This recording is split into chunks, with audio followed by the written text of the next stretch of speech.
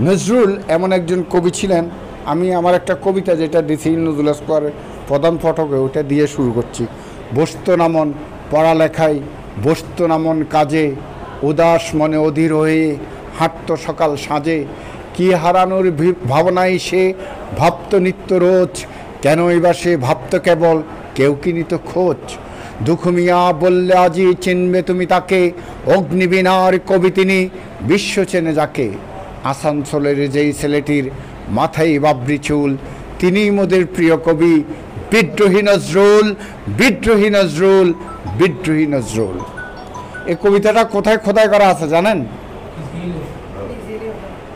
DC hill, ওটার নাম Nazrul square বানাইছি, নজরুল স্কোয়ার মেইন গেটে। এটা আমার লেখা কবিতা, 2004 সাল আমরা এটা নজরুল স্কোয়ার বানিয়েছি।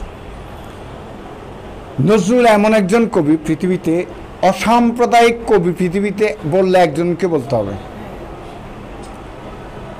আপনি মুসলমানদের জন্য হামনাথ লিখেছেন, হিন্দুদের জন্য শ্যামা সঙ্গীত লিখেছেন, বৌদ্ধদের জন্য ত্রিপিটক সঙ্গীত লিখেছেন, খ্রিস্টানদের জন্য লিখেছেন ক্যারল সঙ্গীত।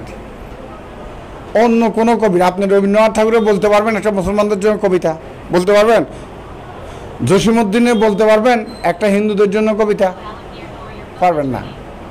কারণ একজনে পৃথিবী না, বাংলাদেশ না, পৃথিবীতে একজনে অসাম্প্রদায়িক মানুষের কবি বলা চলে, নজরুলকে।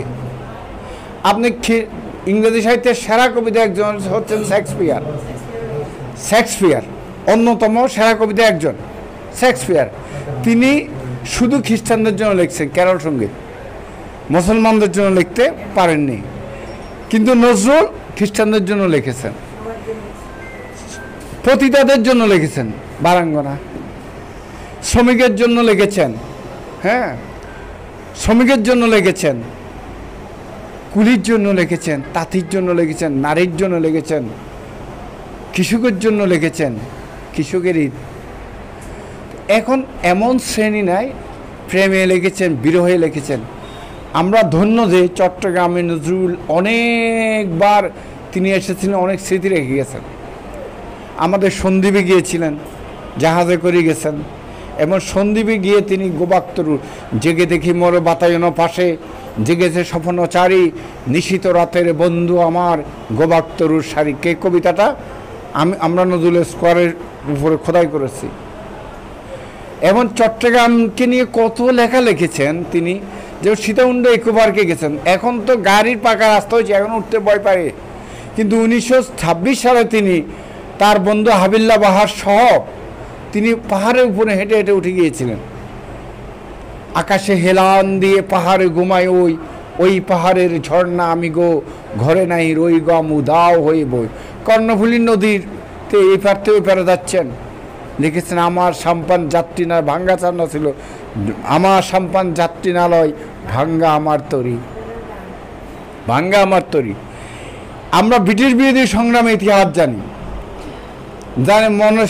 জানি শুনি, ইতিহাসে শুনেছি যে সূর্য সেন অস্ত্রাগার লুট করেছে প্রীতিলতা সূর্য সেন সঙ্গে। কিন্তু সূর্য সেনকে এই ট্রেনিংকে দিয়েছে, উদ্দীপনা না। সূর্য সেনের নোয়াপাড়া বাড়িতে গিয়ে ওখানে ট্রেনিং দিছে, ওই পাড়ার কর্ণফুলী নদীর তীরে তাইয়া সুন্দর নোয়াপাড়া বাড়ি আছে না সূর্য সেনের, ওই বাড়িতে গিয়ে 2 মাস ট্রেনিং দিয়েছে অস্ত্র।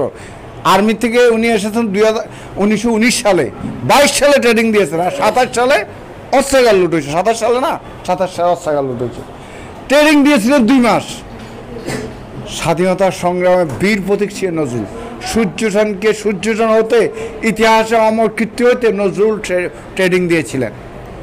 এটা কমরেড মুজাফফরের দল করতেন। একটু রাখেন, কমরেড মুজাফফর ছিল কবির বন্ধু নজরুলের, ওনার বাড়ি সন্দ্বীপ, আমাদের সন্দ্বীপে। কমরেড মুজাফফরের প্রেরণায় সূর্যনারায়ণের কমিউনিকেশন নিয়ে করি যাত্রামোহন সেনের বাড়িতে এসে এগুলো সব ট্রেনিংয়ের ব্যবস্থা করছেন নজরুল। সেই ইতিহাস আমরা জানি না যে অস্ত্রাগার লুটের মূল মাস্টারমাইন্ড ছিল কাজী নজরুল ইসলাম। ব্রিটিশ বিরোধী সংগ্রামের মাস্টারমাইন্ড ছিল বিপ্লবী সুভাষ বসু, শরৎ বসু। 2 ভাইকে প্রেরণা দিয়েছিলেন, উৎসাহিত করেছেন, তাদের দলে উৎসাহিত করেছেন যুদ্ধ করার জন্য, বিপ্লবী হওয়ার জন্য, সশস্ত্র যুদ্ধ করার জন্য প্রেরণা দিয়েছিলেন একজন কবি নজরুল। লাথি মারে ভাঙলে তারা যত সব বন্দিশালা, জ্বালা জ্বালা আগুন জ্বালা। শরৎ বসু, সুভাষ বসু, সুভাষ বসু ওনার শক্তিতে শক্তিমান হয়েছিল, নজরুলের শক্তিতে বিপ্লবী হইতে। যখন কংগ্রেসের নেতারা আপোষকামী সুবিধাবাদী নেতৃত্বে পুরো ভারতবর্ষে ছেয়ে পড়েছিলেন, তখন সুভাষ বসুর নেতৃত্বে যে সশস্ত্র বিপ্লব গঠিত হয়েছিল, সে বিপ্লবের মাস্টার মাইন্ড ছিলেন কাজী নজরুল ইসলাম। সুতরাং একজন কবি রাজনীতিবিদও হতে পারেন, একজন কবি বিপ্লবীও হতে পারেন। আমি 2000 জেল কাটছি, 2009 সালে যে কবিতাটি লিখেছিলাম, 11 সালে এটা যে জেল হয়েছে, দিল্লি না ঢাকা ওনারা জান, ওইটাই তো ইয়ে হয়েছে। সেটা 24 সালে হয়েছে, এই সে গণস্লোগান হয়েছে। কবিরা আগামী দিনের স্বপ্ন দর্শন দেয়, আগামী বিপ্লবের দর্শন দেয়। নজরুলও দিয়েছিলেন। নজরুল সাথীল আরব কবিতাটি বোঝা যাচ্ছে ইরাক ইরান যুদ্ধের এই মুহূর্তে মনে হয় লেখা আমেরিকার বিরুদ্ধে, অথচ তখন লিখেছেন সাথীল আরব। হ্যাঁ, তো নজরুলের স্বাধীনতার প্রেরণা, বিপ্লবের প্রেরণা, মনুষ্যত্বের প্রেরণা, অসাম্প্রদায়িক প্রেরণা নজরুলকে নজরুল বানানোর জন্য অসাম্প্রদায়িক কিছু হিন্দু ভাইয়েরা প্রেরণা দিয়েছিলেন। একই সাথে সাথে কট্টরপন্থী মুসলমান আর কট্টরপন্থী হিন্দুরা ওনার হোস্টেলে গেছিলেন ক্যালকাটা, উনি ভাত খেয়েছিল বলে ওই পাতিলা ফেলে দিয়েছিল, ওনাকে ঢুকতে দেননি, এমনও নদী আছে। আবার গ্রামোফোন কোম্পানির মতো উদার বড় মনের হিন্দুরা ওনাকে, ওনার সমস্ত গানগুলাকে জবাবিয়ে করছে হিন্দু শিল্পীরা, হ্যাঁ হিন্দু শিল্পীরা। তো সুতরাং মানুষকে মূল্যায়ন করতে হবে, ধর্মকে না, দেশকে না। নজরুলকে যখন এক বিয়েতে দাওয়াত দিয়েছে ওনার বন্ধু সুভাষ দাস, সম্ভবত তার মেয়ের ছেলে বিয়েতে দাওয়াত দিয়েছিলেন, তখন তাকে সে বিয়ে ভেঙে দিয়েছিল হিন্দু মৌলবাদীরা। তখন লিখেছিলেন জাতের নামে বদজাতি সব, জাতের নামে বদজাতি সব। হিন্দু বিয়েটা ভেঙে দিয়েছিল হিন্দু কট্টরপন্থী মৌলবাদীরা। তো উনি দাওয়াতে, ওনাকে দাওয়াত দেওয়ার কারণে নজরুলকে এই ক্ষোভ, যন্ত্রণা, সমাজের পঙ্কিলতা, হীনচিন্তা, রাজনৈতিক হীনচিন্তা, আজকে আমি অবাক হয়ে যাই। আমরা মুক্ত চিন্তা ধারণ করি, আমি একটা রাজনৈতিক দর্শন বিশ্বাস করি, ঠিক আছে, একটা যদি কারো বিরুদ্ধে সমালোচনা, বিশেষ করে আওয়ামী লীগের বিরুদ্ধে যদি একটা শব্দ যায়, গালিগালাজ শুরু করে, এগুলো অথচ আমার কবিতার ভক্ত। এই যে সাম্প্রদায়িক রাজনৈতিক জঙ্গিবাদ চিন্তা, এটা তো উচিত না। আপনি আপনার মতটা আপনি প্রকাশ করবেন, আমার মতটা আমি করব, দ্বিমত হলে ভদ্রতার সাথে এটা দ্বিমত করবেন। রাজনৈতিক হিংস্রতা একটা রাজনৈতিক চিন্তা, জঙ্গিবাদ।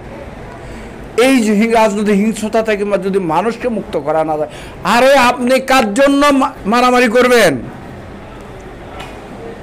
একটা দলের নেতা কর্মীকে বলে গেছেন প্রধানমন্ত্রী যাওয়ার সময়, একজনকে যার কেউ জানে না, শুধু আত্মীয় স্বজন পরিবারের সদস্য তারা, একটা দলের নেতা কর্মীকে বলি জানাই, সারা বছর আন্দোলন করে রাজনৈতিক দলে, সে বিএনপি, জামাত, আওয়ামী লীগ, নমিনেশন পাইকে শিল্পপতি, সারা বছর ত্যাগ করেছে। গোলাম আকবর খন্দকার, মনে করেন আব্দুল্লাহ আল নোমান পররাষ্ট্রমন্ত্রী হয়েছে কে 5 কোটি টাকা দিয়ে, মোর্শেদ খান, এটা তো আমরা সাক্ষী। তো এই রাজনীতির জন্য আপনি কেন করবেন? এই হাজিরার জন্য কেন রাজনীতি করবেন? বিবেক খাটাতে হবে, যে বিবেক খাটাতে হবে, যে আমার পক্ষে থাকবে, মানুষের পক্ষে থাকবে, সত্যের পক্ষে থাকবে, তার পক্ষে আমি কলম ধরবো। আমি দল দাস, দল অন্ধ, দল দাস হতে আমি বাধ্য না, তাহলে আমি গোলাম, আমি চাকর, রাজনৈতিক চাকর। নজরুলের সেই রাজনৈতিক দাসত্ব, রাজনৈতিক চাকরামি থেকে মানুষের মুক্তির জন্য কবিতার বিদ্রোহে একটা মোম ছেড়েছিলেন কবিতায়, লাথি মার ভাঙরে তালা, যত সব বন্দিশালা, জ্বালা জ্বালা আগুন জ্বালা। সুতরাং মানুষকে স্বাধীন হইতে হবে, চিন্তা স্বাধীন। আমি ওই দল করি বলে সব দলে অন্যায় সমর্থন করবেন, নো, হতে পারে না। আপনি 71 সালে গণহত্যা নিয়ে কথা বলেন, 26-এ যে হেলিকপ্টার দিয়ে দেশের মানুষকে আপনি ক্ষমতায় এইবার নাই, আরেকবার তো আসতে পারেন। 2001 সালে ক্ষমতাতে চলে গেছেন, 8 সালে আসছেন না। এই জন্য হেলিকপ্টার দিয়ে মানুষ মারতে হবে, চোখে নিয়ে গুলি করতে হবে, হ্যাঁ, এই নির্মমতা দেখাতে হবে। হাত আঙ্গুল কাটছে, শেখ হাসিনা 52 ইউনিটে নিয়ে গেছে, বলতে পুরো হাত কাটি বলে আন্দোলন করতে গেছে কেন? কেন? এই হিংস্রতা তো মানুষকে খুব জমাবে। রাজনীতি তো মানুষের কল্যাণে, আপনার একজনের কল্যাণে করলে আমরা কেন করব? আমরা সাধারণ মানুষ কেন করব? একজনের স্বার্থে যদি আমাকে আপনার ক্ষতি করতে বলে আমি কেন করব? মৃত্যুদণ্ড হলে আমার হবে, আমি অপরাধের জন্য, আপনার তো হবে না। উনি ফালাই গেছেন, একজন আত্মীয় স্বজন দলের নেতাকর্মীকে বলেন না। তো এই জন্য আমাকে রাজনৈতিক হীনমন্যতা, চিন্তার স্বাধীনতা আনার জন্য কলমকে ধরতে হবে। কলম গৈয়ত কেমন শাহে জাহানম, কলম কাসা কেমন শাহে রাহানম। আমি তখন যে ভাষায় কথা বলছি আওয়ামী লীগের আমলে, এখন আওয়ামী লীগ মুক্ত পরিবেশে একই ভাষায় কথা বলছি। আমি বলবো আমি রাজনৈতিক দাস না, দলের দাস না, সোজা কথা। সবাই ভালো থাকবেন। নজরুলের প্রেরণায় আমাদেরকে মুক্ত চিন্তা, স্বাধীন চিন্তার মানুষ হতে হবে। চিন্তা দাসত্ব গোলামি রাখলে হবে না। আপনি অন্যায় করবেন, একটা মানুষ আমি কেন আপনাকে দলের কারণে সমর্থন দিবে? অন্যায়কে অন্যায় বলতে হবে, এই বিবেকবোধ থাকতে হবে। যে করুক, যে দল করুক, সত্য কথাটা, সত্যের মৃত্যু হলে পৃথিবীতে আর সভ্যতা থাকবে না। আপনি ধর্মের কারণে একটা মানুষকে ক্ষতিগ্রস্ত করবেন, রাজনৈতিক কারণে একটা মানুষের চোখ উপড়ে ফেলবেন, চোখের উপর গিয়ে গুলি করে দিবেন, হেলিকপ্টার থেকে গুলি করে শিশু হত্যা করবেন, এটা তো হয় না। এইটা অন্যায়। ৭১কে যদি আমরা ঘৃণা করি, ২৪-এর অন্যায়টাকে আমরা ঘৃণা করতে হবে। সে যে করুক, আমার বাপে করো, মা করো, আমার দল করো। এই জন্য দলদাস, দলের অন্ধত্ব, দলদাস চিন্তা থেকে আমাদেরকে বেরিয়ে আসতে না পারলে এই জাতি কখনো উন্নত হবে না। সবাই ভালো থাকবেন। নজরুল ইসলামের চেতনায় আমাদেরকে যুগে যুগে বেঁচে থাকতে হবে। অসাম্প্রদায়িক সার্বজনীন চিন্তায় বিশ্বকে গড়ে তুলতে হবে নজরুলের চেতনায়। বিশ্বের একমাত্র কবি যিনি সব ধর্মের জন্য লিখেছেন নজরুল। আমরা নজরুল অনুসারী। নজরুলকে আল্লাহ জান্নাতুল ফেরদৌস দান করুক এবং তিনি অনন্তকাল বেঁচে থাকেন। আমাদের চট্টগ্রামের আল্লাহ রহমতে সব স্মৃতি ছোট বান্দার শ্রমের উসুলে সংরক্ষিত হয়েছে। নজরুল স্কোয়ার ডিসির আমি করেছি, আমার শ্রমের ফসল। ইকো পার্কে নজরুল স্কোয়ার, নজরুল পাহাড় বানিয়েছি, আমার শ্রমের ফসল। 2000 এটা আওয়ামী লীগ আমলে করেছি। আর 2004 সালে হলে বিএনপির আমলে ইকো। এই সবাতাঙ্গা সি বিচ আমি সংরক্ষণ করেছি, ওখানে আমার নামও আছে, দেখবেন। সবগুলা নজরুলের স্মৃতিকে আমি সংরক্ষণ করেছি। কারণ নজরুল একটা মানুষের, একটা সভ্যতার জনক, একটি সার্বজনীন চিন্তার জনক, একটি মনুষ্যত্বের জনক। নজরুলকে আমরা ধারণ করব। নজরুলের চেতনায় সবাই অনন্তকাল এগিয়ে যাব। সবাই ভালো থাকবেন। আল্লাহ।